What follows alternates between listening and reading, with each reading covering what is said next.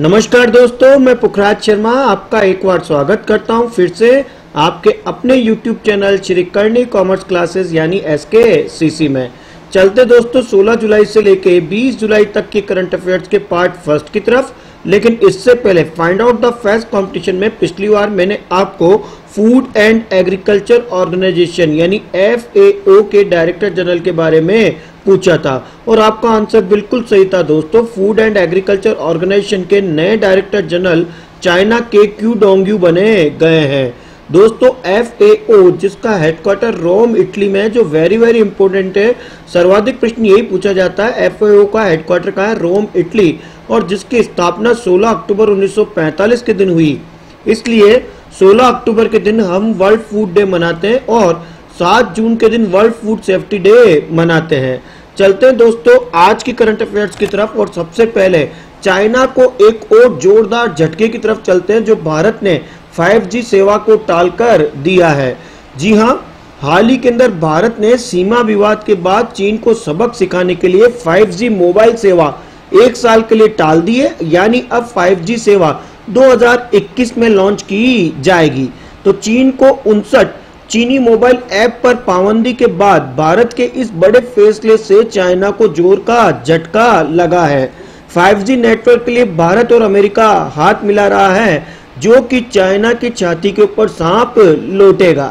जी हां, तो 5G 2021 के अंदर कर दिया गया है चाइना के 59 ऐप के बाद। उसके बाद चलते हैं दोस्तों, पीएम मोदी जी ने हाल ही में कीनोट एड्रेस करा UN इकोसोस हाई लेवल सेगमेंट। जी हां, अभी हाल ही के अंदर पीएम नरेंद्र जी मोदी ने कीनोट एड्रेस किए हैं United Nations economic and social council के अंदर। तो United nation economic and social council के अंदर हाल ही के अंदर नरेंद्र जी मोदी ने जो कीनोट दिए दोस्तों, वो काबिले तारीफ है दोस्तों। इस बार जो इसकी थीम थी economic and social council UN की, वो आपकी स्क्रीन के ऊपर है। मल्टीलिटरलिज्म आफ्टर द कोविड-19, what kind of UN do we need at the 75th of anniversary. ये इस साल की थीम थी economic and social council united nations की दोस्तों। इसके प्रेसिडेंट मोना जूल है और इसका हेडक्वार्टर न्यूयॉर्क US के अंदर है। और प्रधानमंत्री नरेंद्र मोदी ऐसे करने वाले जो कीनोट एड्रेस देने वाले UN इकोस में पहले PM बने भारत के। इनसे पहले 1946 के अंदर रामास्वामी मुरलीधर पहले इंडियन थे जिन्होंने UN economic and social council के अंदर अपनी स्पीच दी थी।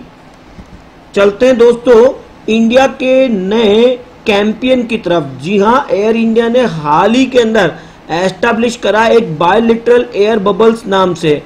बायलिटरल एयर बबल्स नाम से इंडिया ने एस्टैब्लिश करा इंडिविजुअल एक we can say the bilateral air bubbles. और ये फ्रांस, जर्मनी और US 3 देशों के मध्य भारत की ट्रायंगुलर, हम कह सकते हैं फोर्गुलर हो गई, ये तो पूरी की पूरी रेक्टेंगुलर हो गई। तो ये फ्रांस, जर्मनी एंड US के और इंडिया के मध्य एस्टैब्लिश हुआ है बायलिटरल एयर बबल्स। दोस्तों इसको डिटेल से पढ़ाने से पहले मैं आपको ये बताना चाहता हूं कि एयर इंडिया जिसका हेडक्वार्टर नई दिल्ली में है और जिसके चेयरमैन एंड मैनेजिंग डायरेक्टर के रूप में राजीव बंसल है। अब चलते हैं दोस्तों, ये बायलिटरल एयर बबल्स है क्या आखिर। एयर बबल एक बायलिटरल अरेंजमेंट है दोस्तों, जिसमें सेट किया जाएगा रेगुलेशन एंड रेस्ट्रिक्शन अलाउ करने के लिए बहुत कंट्री के लिए जो कि इंटरनेशनल फ्लाइट ऑपरेट करेंगे। और उसमें 3 कंट्री आपके स्क्रीन के ऊपर जो मैंने आपको बताई थी, US, फ्रांस और जर्मनी, और इनका भारत के मध्य ये एयर बबल बना है दोस्तों। यूनाइटेड स्टेट की अमेरिकन करियर और यूनाइटेड एयरलाइंस के बीच में 18 फ्लाइट चलेगी इंडिया और US के मध्य 17 से 31 जुलाई के अंतर्गत। और ऐसे ही फ्रांस और एयर इंडिया और एयर फ्रांस के मध्य 28 फ्लाइट 18 जुलाई से लेकर 1 अगस्त तक चलेगी, जो दिल्ली, मुंबई, बेंगलुरु और पेरिस की होगी। ऐसे ही आपके लिए बताना चाहता हूं कि वंदे भारत करके एक मिशन चलाया गया था कोविड-19 के तहत, जिसमें बिगेस्ट इवैक्यूएशन प्लान था जो कि सेंट्रल गवर्नमेंट का था, जिसमें वापस ब्रिंग बैक किया गया था हमारे सिटीजन को जो फॉरेन कंट्री से लेके आए थे कोरोना वायरस पैंडेमिक डिजीज को देखते हुए।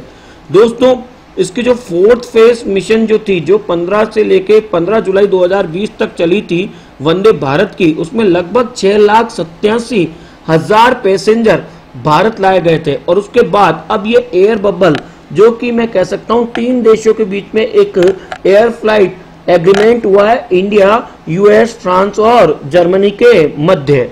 चलते हैं दोस्तों इससे आगे और सबसे बड़ी खबर की तरफ लेके चलता हूं दोस्तों, होप मिशन की तरफ, the first Arab interplanetary mission की तरफ। तो आखिरकार यूएई यानी यूएई ने हाल ही में अमीरात मार्स मिशन चलाया जिसका नाम रखा गया है होप प्रो या होप मिशन।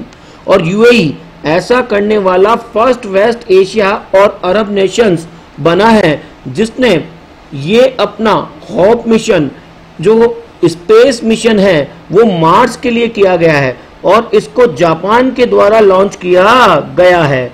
दोस्तों UAE become the first West Asian and Arab nations to embark on a first ever implementary space mission to the Mars, that is called the Red Planet, and namely is the Hope Pro mission from the, we can say, Tagaskama Space Center of the coast of Kyushu, Japan, or we can say atop of a Mitsubishi Heavy Industry HIIA rocket के साथ। दोस्तों 687 दिन का ये सबसे बड़ा mission Mars mission है जो कि रेड प्लैनेट के ऊपर किया गया है, जिसका नाम होप प्रो मिशन किया गया है और जिसमें यूएई का साथ दे रहा है जापान। यूएई का साथ कौन दे रहा है दोस्तों? जापान। अब यहाँ यूएई के बारे में जानना जरूरी है दोस्तों। यूएई जिसकी राजधानी आबू धाबी और जहां पे यूएई दिरहम नाम की करेंसी चलती है, जापान जहां येन नाम की करेंसी चलती है, टोक्यो जहां की कैपिटल है और जहां पे Shinzo Abe as a president के रूप में है। चलते हैं दोस्तों, ये मिशन आपको एक स्क्रीन के ऊपर नजर आ रहा है, इससे अपन देख सकते हैं ये 38 मिलियन माइल्स का, जिसमें सबसे पहले नासा ने प्रिजर्वेंस करा था mission set out to the hunt from the evidence of the past life on Mars. और उसके बाद टाइबनिक long March 3 rocket will transfer the China first rover to the red planet and hope probe the first Arab space mission will take off from the Japan to the orbit Mars। चलते हैं दोस्तों G20 की तरफ, जो कि एक international organisation है और इस बार G20 की समिट 2020 में सऊदी अरेबिया में ऑर्गेनाइज हुई थी। दोस्तों हमारी फाइनेंस मिनिस्टर निर्मला जी सीतारमन ने आखिरकार 3rd G20 finance minister and central bank governor meeting की वर्चुअली अटेंडेंस करी थी और इनोग्रेट करा था इस G20 की सऊदी अरेबिया 2020 मीटिंग्स को। दोस्तों 2020 प्रेसिडेंसी इस बार जो हुई है G20 की, वो सऊदी अरेबिया में हुई है और इस साल इसकी जो थीम है वो है realizing the opportunity of the 21st century for all. और इसके जो चेयरमैनशिप जिसने करी वो Saudi Arabian king Salman bin Abdul Aziz Al Saud ने करी थी। दोस्तों G20 की स्थापना 1999 में हुई थी, जिसका कहीं पे भी हेडक्वार्टर नहीं होता है और जिसमें 19 कंट्री प्लस EU, इसमें 20 टोटल मेंबर होते हैं और जो देश इसका एनुअली समिट ऑर्गेनाइज कराता है वही उसके हेडक्वार्टर का होता है और वही उस पूरे ऑर्गेनाइजेशन और समिट का खर्चा उठाता है। दोस्तों 2019 में जापान के ओसाका में G20 की मीटिंग हुई थी और 2020 में G20 की मीटिंग सऊदी अरबिया के अंदर हुई है। दोस्तों 2021 के अंदर G20 की होस्टिंग करेगा इटली और 2022 में G20 की होस्टिंग करेगा भारत, जो कि अपनी स्वतंत्रता की 75वीं वर्षगांठ मनाएगा। दोस्तों चलते हैं, स्क्रीन के ऊपर आपको G20 का लोगो और सऊदी अरबिया 2020 लिखा हुआ आ रहा है और realizing the opportunity of the 21st century for all, जो कि इस साल की थीम है। इसके ऊपर आपको विशेष ध्यान देना है। दोस्तों याद करने का तरीका होगा 20-21। याद करने का तरीका क्या होगा? 20-21। जैसे हम बोलते ना यार, अपॉर्चुनिटी हाथ से रहती रहती निकल गई और 19-20 का अंतर था, तो 19-20 की जगह अपन को याद करना है 20-21। सऊदी अरेबिया में मुझे एक अपॉर्चुनिटी मिली थी जो शायद सभी को चेंज कर देती, लेकिन वो 20-21 रह गई। तो 20-21 से हो जाएगा दोस्तों G20 की थीम में आपको 21st century for all realizing opportunity, ये ध्यान रखना है। चलते हैं दोस्तों इससे आगे और चलते हैं हमारे पीएम नरेंद्र जी मोदी की तरफ। जी हाँ, नरेंद्र जी मोदी और ministry of housing and urban affairs government of India ने स्ट्रीमिंग फॉर आत्मनिर्भर Bharat launch of A special micro credit facility for street vendor के लिए करा है, जिसका नाम पीएम सेवा निधि योजना स्कीम रखा गया है। दोस्तों यहाँ पीएम सेवा निधि योजना स्कीम की फुल फॉर्म पे ज्यादा ध्यान देना है, जो आपके लगने के पूरे चांसेस है। पीएम एस से बनेगा दोस्तों स्ट्रीट, वी से बनेगा दोस्तों वेंडर्स, ए से बनेगा आत्म, एन से बनेगा दोस्तों निर्भर और NIDHI निधि से निधि। तो इस तरह से ये पीएम सेवा निधि जो कि स्पेशल माइक्रो क्रेडिट फैसिलिटी की गई है स्ट्रीट वेंडर के लिए इस पैंडेमिक डिजीज कोविड-19 को देखते हुए, ताकि रोजगार के अवसर ज्यादा से ज्यादा क्रिएट किए जा सके। दोस्तों ये एक स्पेशल माइक्रो क्रेडिट फैसिलिटी है जो कि स्ट्रीट वेंडर को दी जाएगी, ताकि स्ट्रीट वेंडर आत्मनिर्भर भारत का हिस्सा बन सके और एक इकाई के रूप में मजबूत आर्थिक व्यवस्था को पनपा सके। दोस्तों इसके अंदर बेनिफिट होगा वेंडर्स को, हॉकर्स को और उन व्यक्तियों को जो गुड एंड सर्विस से रिलेटेड, जैसे टेक्सटाइल है, एप्रियल है, एरिस्टिन प्रोडक्ट है, बार्बर शॉप है, लॉन्ड्री सर्विसेज है, इस टाइप के जो विभिन्न प्रकार के जो वेंडर स्ट्रीट है उनको इस स्कीम का पीएम सेवा निधि का बेनिफिट होगा। दोस्तों पीएम सेवा निधि है क्या, ये बैंक के हिसाब से वेरी वेरी इंपॉर्टेंट प्रश्न है। इसके कुछ की पॉइंट है जो आपको जानना जरूरी है। अप्रोक्सीमेट 50 लाख वेंडर इसके तहत बिजनेस ऑपरेशनल करेंगे, जो कि 24 मार्च 2020 से पहले यानी मैं कह सकता हूं पैंडेमिक जो लॉकडाउन हुआ था उससे पहले की बात है, उनको लोन 10,000 रुपए का अफोर्डेबल लोन 10,000 रुपए तक का दिया जाएगा। और दोस्तों टाइमली और ईयरली रीपेमेंट करने के ऊपर इंटरेस्ट और सब्सिडी के रूप में 7% पर एनम क्रेडिटेड होगा बैंक अकाउंट के अंदर beneficiary through the direct benefit transfer. दोस्तों इसमें institute like the scheduled commercial bank, जिसको हम कह सकते हैं SCB, और NBFC non banking finance company, और MFI micro finance institution, SFB small finance bank, cooperative bank, RRB regional rural bank, इनके द्वारा ये स्ट्रीट वेंडर इस 10,000 रुपए तक का लोन ले सकते हैं, इस स्कीम का आनंद ले सकते हैं पीएम सेवा निधि का।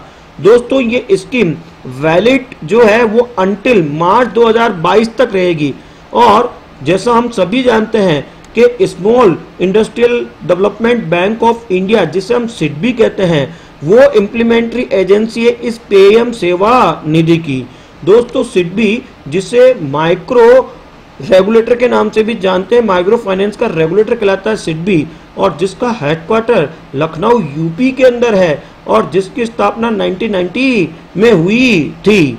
दोस्तों चलते पीएम सेवा निधि के पश्चात वेद प्रकाश दुडेजा की तरफ। जी हाँ, vice chairman of the rail land development authority को infra business leader of the year चुना गया है rail infranet mobility business digital award 2020 के लिए।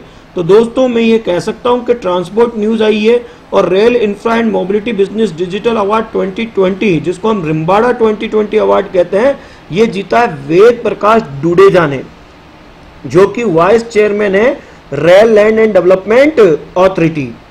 चलते हैं दोस्तों इससे आगे और find out the fest competition. जी हाँ, आज का find out the fest competition में 3 बड़ी सेलिब्रिटी जो अब इस दुनिया में नहीं है, जिनके जाने के बाद बॉलीवुड में एकदम सदमा बैठ चुका है। जी हाँ, इरफान खान, ऋषि कपूर और सुशांत सिंह राजपूत। ये आपकी स्क्रीन के ऊपर भारतीय अभिनेता नजर आ रहे हैं। आपको ये बताना है कि इन तीनों की पहली और आखिरी मूवी कौन सी थी और पहली और आखिरी मूवी के डायरेक्टर का क्या नाम था और वह कौन से ईयर में आई। और तब तक लगातार बने रहिए आपके अपने YouTube चैनल श्री करनी कॉमर्स क्लासेस यानी SKCC में। जय हिंद, जय भारत दोस्तों।